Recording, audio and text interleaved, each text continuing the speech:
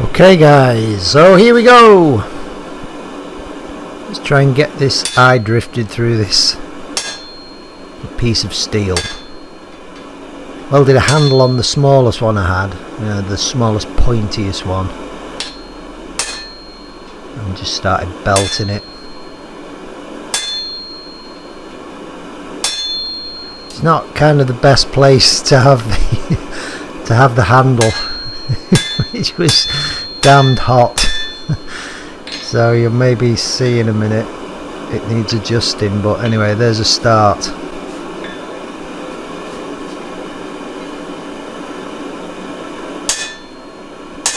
It was just a matter of getting it going and then really beating on it and just driving it through.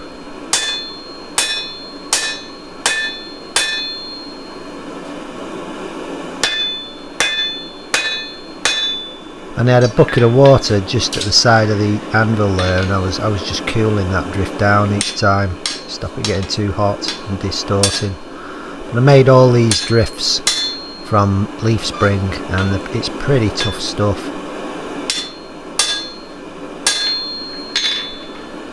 And that's where the handle's slightly high, so I had to kind of reposition it.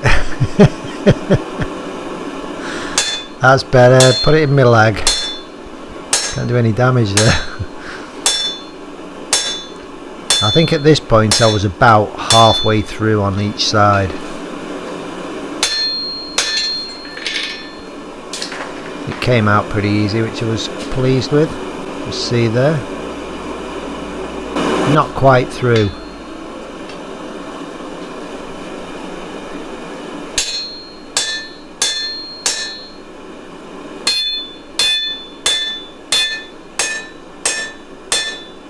I tell you, it is tough. It is tough to drive a piece of steel through that. You'd think it'd be easier, but I guess it's just because I'm so used to using the press and seeing how easy it manipulates and moves steel. You forget.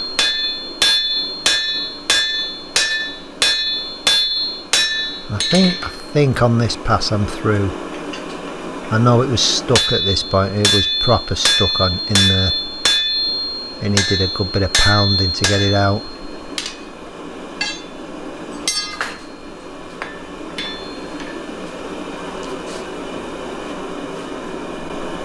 Yeah, there we go, clean through.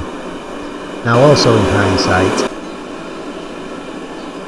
I drilled three or four holes in that, and I actually drilled too many. I should have just put 2 holes in the middle of that, because what it meant was I then had to open that whole slit up from hole to hole, from end to end, which kind of made it more difficult really. This is one of the longer drifts, which I'm just going to try and hammer straight through now. I don't think I managed to do it in this one pass. Can't remember. But what I want to do is I want to leave this drift in the axe head and then put it under the press.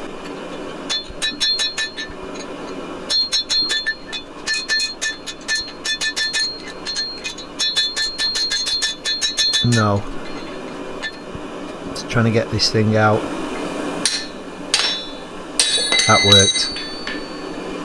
So I'll have to go back in the forge again. Put the smaller one through this time. What I did, I put an old log splitting head in there just so I could drive that drift through there. Fairly distorted the steel that, and that's why I then realised I should have used thicker section steel than the one I used on this, which wasn't very big. And there's one of my small tools now, just spreading that with the cheeks, are they? And this is the actual drift now. Watch that glove on fire there, mate.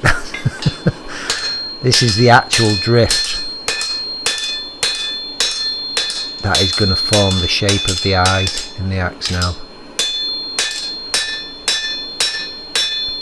I actually did quite a bit more hammering than I've shown on the video, but yeah, because I just figured, you know, you don't want to be just watching me endlessly hammering out on the anvil.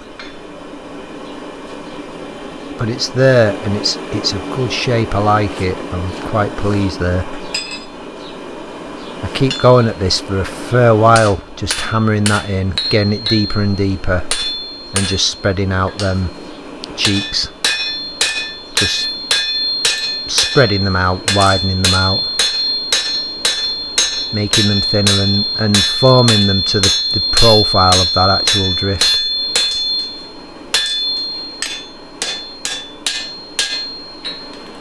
Well, one of them on one side, the lamination's opened up a little bit, and a small piece, maybe an eighth of an inch wide, just kind of tore off it, so I'm having to work that one more now and then compensate by working the rest so that the cheeks are the same thickness on each side, which was a bit of a pain really.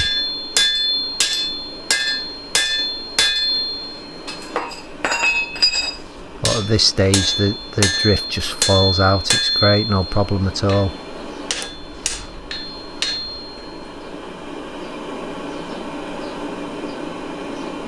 Just looking at it now, what I was doing, I was looking at the thickness of them little cheeks on each side of the eye. So I go under with this big rounding tool now and just try and spread it. It was quite difficult trying to spread the actual beard out on one side and not spread the other side out. I made a couple of little mistakes using this tool as well.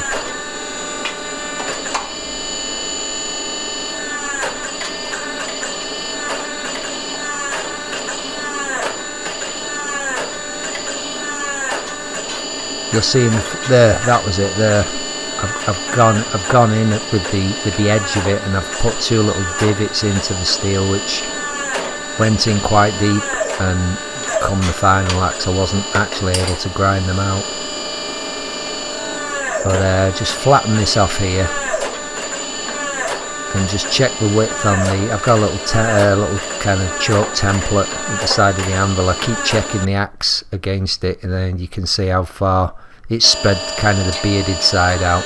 And this is that little fullering tool now. This was absolutely fantastic for just spreading out and flattening that each surfaces, you know, because they're kind of on an angle and those dies will only push things flat. You can see it's just pulling it out now, and I think at that point it was almost where I wanted it to be, so I just gave it a little bit more.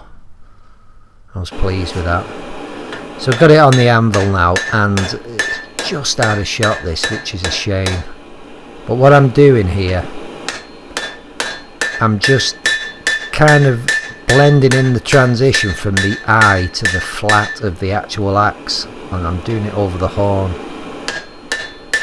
I'll just put a picture of it here, and you just get a close-up of it and you can just see what I'm doing now. Done! Right, I don't know where we're up to, guys. I don't know where I'm up to in my filming, because I got into the wrong sequence of pressing record when it was already recording, you know, and it just carried on. But essentially the axe is done. There was a horrendous moment during forging, right at the end really, where I took the bar off so I could just, you know, forge out with the tongs, and I hate using tongs. I've said a million times. The tongs let go of the axe head while it was on the anvil, and it fell in the bucket of water. I was just, oh my god. So quickly, very quickly, I just kicked the bucket over, grabbed the axe, chucked it back into the forge, which was still really hot, and hopefully I thought that'll save it, and it has. There's no cracks in it, and it's good. There's a couple of forging marks here and there which I can't really take out. Could possibly take that one out, but they're a bit deep. It's going to leave the axe too thin, so I'm leaving them in. But yeah, I put a couple of chamfers on it, stop chamfers there, and I'm going to normalise it now, stress relieve it, put it into the forge, and then I'm going to heat treat it, and we'll see how it goes. I've learnt an awful lot making this axe, I do know that. It's the first I've made quite a lot of axes in the past, but this is the first time that I've drifted the eye through on an axe, or a hammer, come to that, or anything. And one thing which I found out straight away is that when you're drifting the hole through for the eye, if the section is thin like mine was, what it does, it elongates that section as you're drifting, so it stretches it that way. I couldn't have foreseen that. So next time I do one of these, I will be starting with much thicker stock, and I'll just leave it in a square block, and the first thing I will do is kind of just drift the eye through, and then I'll carry on doing the rest of the forging. It's not exactly how I wanted it. It's damn near. It's the exact same size. Ideally I wanted a little bit thicker, but like I say, that's down to the head stretching when I was drifting the eye through. But I mean, it's a lovely little axe. It's gonna be gorgeous, I think.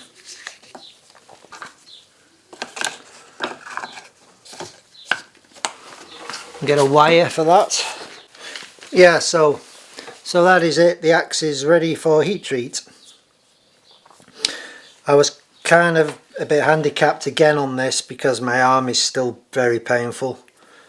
I can't really carry on not being able to use the anvil and the hammer, because I wanted to do a lot more shaping on this axe than I did. I just wasn't able to. Just my elbow was just too painful. So I ended up doing more work on the press than I wanted to, and it's quite difficult to do certain work on this on the press. You can't really do everything on the press. So this morning my arm was aching like crazy. It felt like it was sea solid. So anyway, I'm going to get this normalised, chaps. I'll come back. Okay guys, I've heat treated and tempered, and it's in ferric chloride. Let's have a look.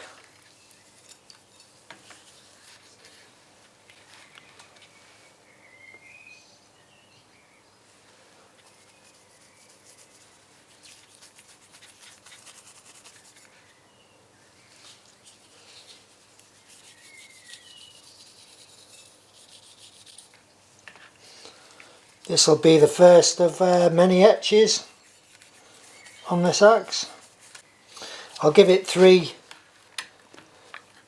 goes in this ferric chloride, probably leaving it 10 minutes between each time, and then we'll have a look at it. So there we go guys, that's where we're up to. This pattern will be really striking, I think, once I get it finally etched. I'll show you in the next one. We'll get a handle on this axe. Right, thank you for my patrons, thanks to my subscribers, and please like if you like and subscribe if you want to, and I'll see you quite soon guys. Okay, bye for now.